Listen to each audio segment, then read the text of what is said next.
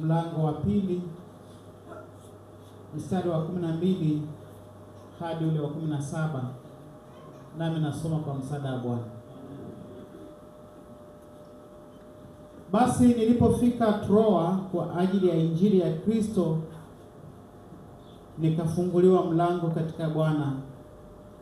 Sikuona raha nafsini mwangu kwa sababu sikumwona Tito ndugu yangu, bali niliagana nao nikaondoka kwenda Makedonia.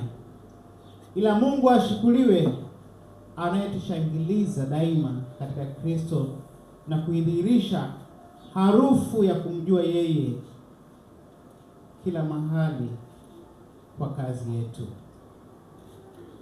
Kwa maana sisi tu manukato ya Kristo mbele za Mungu, katika wao wanaookolewa na katika wao wanaopotea.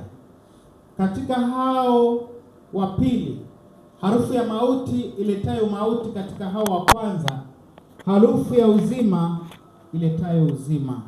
Naye ni nani atoshaye kwa mambo hayo? Kwa maana sisi si kama walio wengi waliohoshio neno la Mungu, bali kama kwa weupe wa moyo, kama kutoka kwa Mungu mbele za Mungu, twanena katika Kristo. Na hili ndio neno la Mungu. Tukae.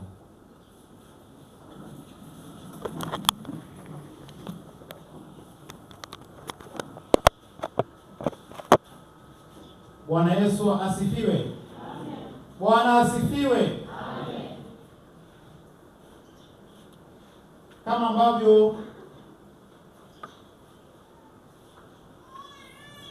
tumesikia kwenye matangazo kwamba leo tunaongozwa na kichwa kinachosema neno la Mungu li hai.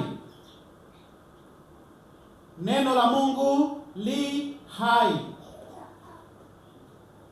Sasa kabla hatujaingia kutafakari neno la siku hii ya leo, napenda tutafakari kwa ufupi habari ya neno.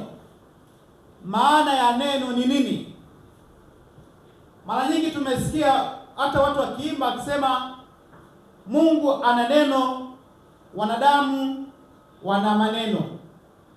Sasa neno maana yake ni nini tunaposoma kwenye Biblia?